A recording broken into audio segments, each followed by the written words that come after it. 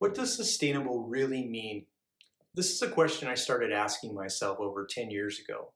And the more I pondered sustainability, the more I realized this word lacked that energy behind it to guide us into healing ourselves and our planet. If you think about it, you can sustain the bare minimum or continue the status quo, or even worse, you can sustain pollution and destruction. Words are really powerful, and so I started thinking there must be a better word for us to use as we move into making our planet better. And that's where thrivability comes in.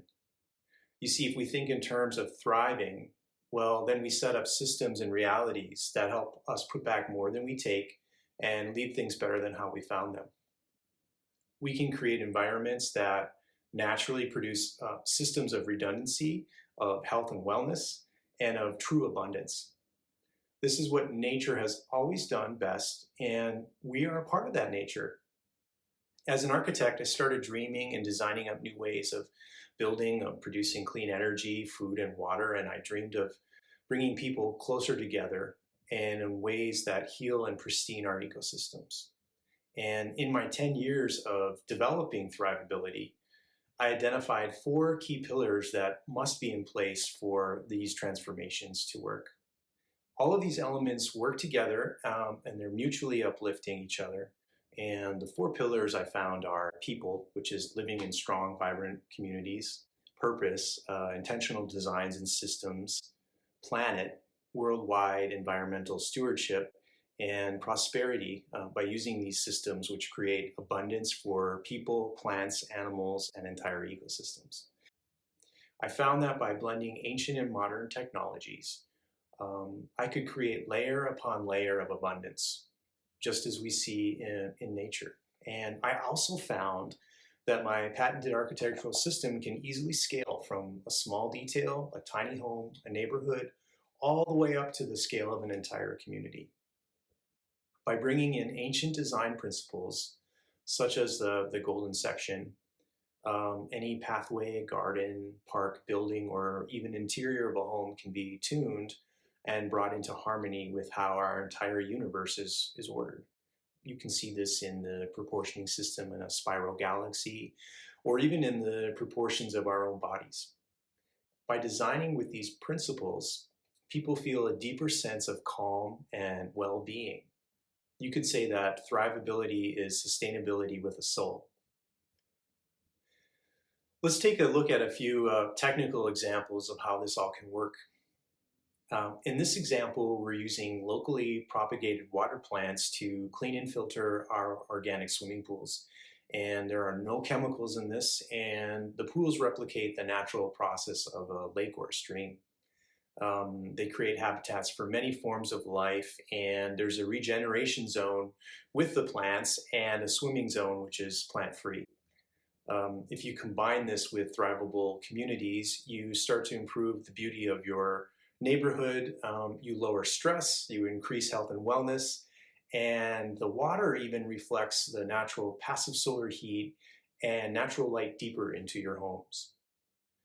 So in this second example, I'm showing you how you can use natural materials such as bales of straw and stucco to create welcoming microclimates for people to gather.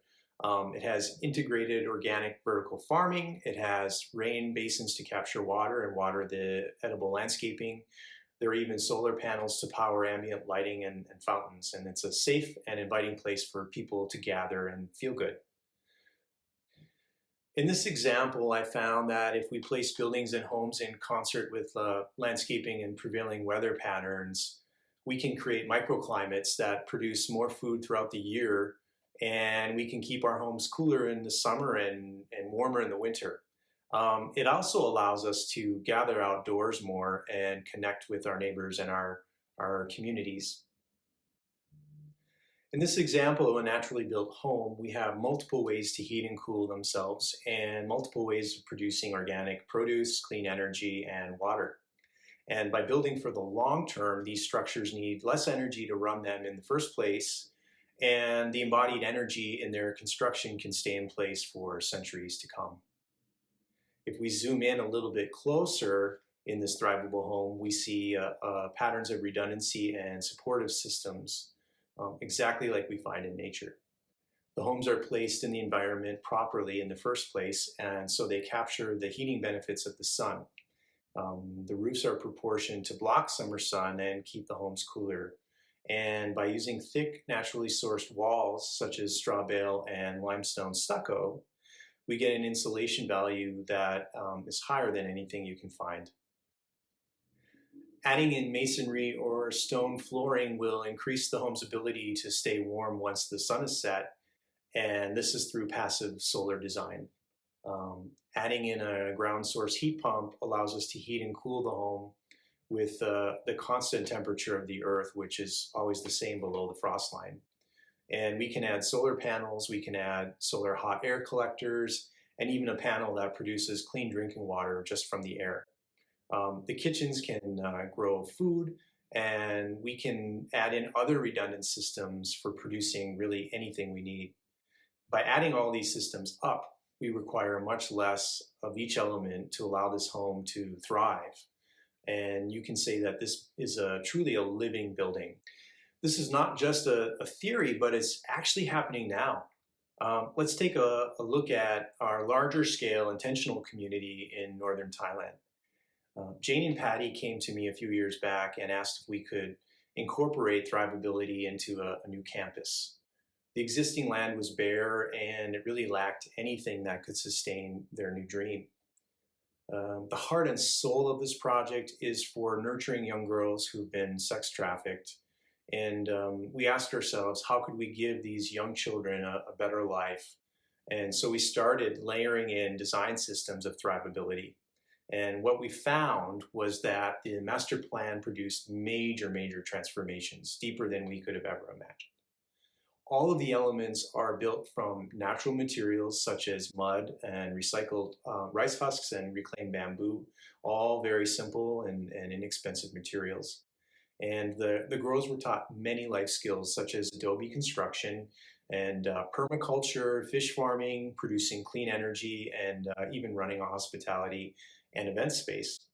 And through this process of building their own thrivable community, these girls are now empowered and they're now more valuable than the villagers who sold them or threw them away. This Boston-based nonprofit will be able to expand their mission many years into the future because the girls are now making their own livelihood and they're passing their abundance and their love to the incoming generations.